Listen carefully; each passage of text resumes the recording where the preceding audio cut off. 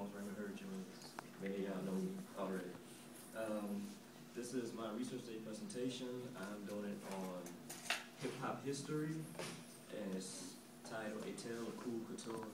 And I will be speaking about how the lyrics of hip-hop began and the clothing of hip-hop began, and how it transitioned from the 70s, 80s, 90s, 2000s, and how as it transitioned, the clothing changed and the lyrics changed.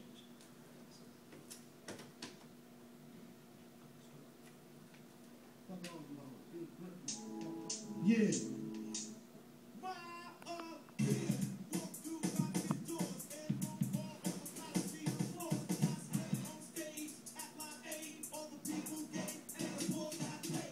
Hip-hop, born over 30 years ago, so original, difficult to the typical pivotal point in time. To spit out rhymes that's chemical, far from digital, hear lyrical miracles, to be literal is sublime. Like neon-colored jumpsuits, it's a sign of the visual material when the G spokes their dreadlocks, spiritual, high tops, beatbox, and gold glows of pride to show off their physicals and their mind. The talents of break beats and scratching came with Kangos and Gazelles, you know, big glasses. A statement of fashion with passion and rapping, b-boys no tapping, just clapping and dancing, baggy pants and sagging. No hide and go seek, just tagging the subway walls, stalls, and all just for bragging. An MC's response to asking what's happening would be a story never boring. Just touring, exploring the world without glory, the struggle, the tug of war, the rain pouring, leaving puddles of tears cried, on the streets fighting for dear lives, talking of trials that killed them on the insides. To make the listeners realize the real life fights and plights, the falls and flights, early mornings and late nights of hearing sirens and seeing riots, gas pilots, to keep warm, never silent, simply violence, and the loved ones that were harmed, like they were not seen by the eye of the storm. Lyrics balled up and torn, cause it's hard for them to hear it at its darkest form, until they woke up by an alarm, the rung and sung, word is born, so they put it in a song, to keep them calm. Ran from the nightmares into the arms of dreams, Cambo and Livingston. The Bronx started everything, not bronze, big gold earrings. Bright white classic sneakers, a natural hairstyle, and later in the 80s add a beeper. As time progressed, wordplay would get deeper, like dimples, but for now it's quite simple. Just be straight and relatable, that's the way to go.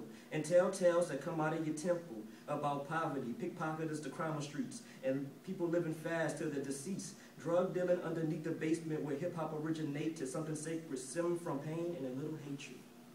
Late, because they wait for patience. So everything become gamblers, ramblers, scramblers, handlers of dirty money. They wrote stories of it not being funny when their kids are starving and their minds are hungry. Wrote about dummies dropped out of school, disobeying rules just to be cool.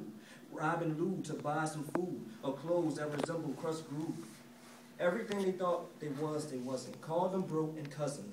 What's thought of today is overdoing it back then was really substance to keep them buzzing like bees. With a style that was free, filled with POETs. Aliens to society, birth of a culture that preyed on vultures in the late 1970s. Through the 80s, it moved to the 90s.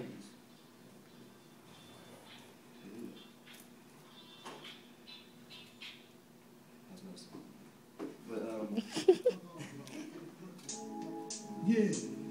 This album is dedicated to all the teachers that told me I'd never amount to nothing.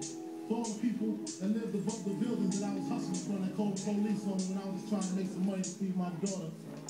And all the niggas in the struggle. You know what I'm saying? It's all good, baby. It was all a dream until nightmares started to carry straps. The emergence of gangster rap. Cowards applaud with wanksters clap. Big and Pop got popped, thanks for that. The Scarface fedora hats that made gas attack. Criminal spit subliminal hits, the blind truth couldn't face the facts. Commercial became universal and merchandise was flying off the racks.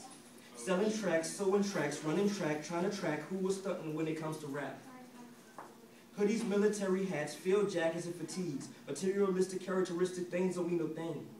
But New York was a dark place, dark as Gotham. Alleys became treacherous valleys of crooks, it was hard to stop them. So to illuminate the cave domains, Puff Daddy glowed of rays that beamed through the shiny suits. The loud and flashy reflective glassy trash bags made flashbacks give salutes. More vivid than lyrics, a marketing tool was made to not break but fix the rules to improve what the industry used to have videos produced. Platinum trunk gold, silver sold, Gotti was old, but moving to the south, slugs were incredible. Gold fronts from front to back, top to bottom, couldn't be jacked like chains and pocket change. A status symbol that changed a lot of things. A lot of ways that people think bling bling made by BG is what made Lil Wayne a hot boy today. The clothing was exposed. Jealousy and felonies take life, have death, just guns and roses. Poses were quickly frozen. If the clothes weren't cold, you weren't chosen. Style was heated up in the West Coast when the flannel shirts and Chuck Taylors became familiar. Meanwhile, there's no denial that the females like Lil' Kim and Foxy Brown that popularized glamour with a simple smile, and the flaunting of physique to reap the benefits that sex sells and makes dividends and Benjamins. Frankly, the Franklins they could spend if their records would spin again. So they wore work boots and Timberlands so they could sell singles like men and spit with their gangster tone, because killing was the trend. That was and is from the 90s that slid to the 2000s.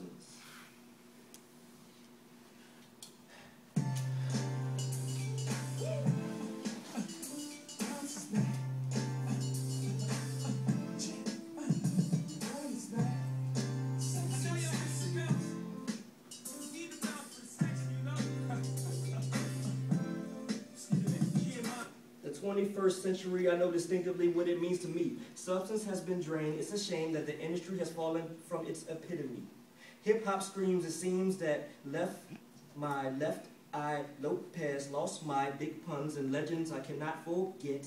But rap lenses can't seem to focus. It's lost the magic, the hocus pocus, the voodoo that you do. I just wanted to see less FUBU. But it seems that hip-hop's clock is going cuckoo. Everyone's rich, can't be poor, borrow whips for videos so they can roll like Cheerios and been seen with silly hoes. Garden instruments that can't dig up the history of listening. No, it's a mystery though how stupid's being exposed. I don't even know what's on the radios and stereos that the kids hear and spinning on the merry-goes.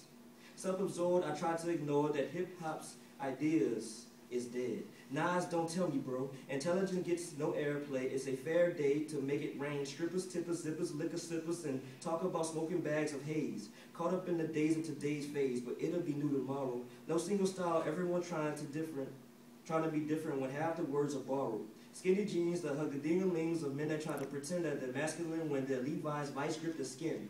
No more Flavor Flav, just 50 Cent civilians. Dying to see Soulja Boy, never deployed, a rap decoy, but it's catered to the youth, to not say the truth. So lies enjoy it as the real MCs are not employed. As record sales barely travel through the mail. Free downloads the meaning of real poverty, push off the cliff so everyone fails. Record labels cutting cables, cutting umbilical cords so you can't record, cause studio time you can't afford. Till 16 bars become reports of how your brain's locked inside a box. I wish this chronic crud would be detox. Then maybe Lupe's gadget would go and this crap would stop. I watched Brown Sugar to bring back the times ever so sweet, when the only crooks were hip-hop police and rappers patrolled these mean streets. And all you needed to make a tight beat was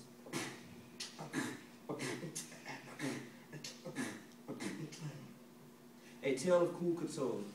We gonna bring the dead back to this culture. It's the future.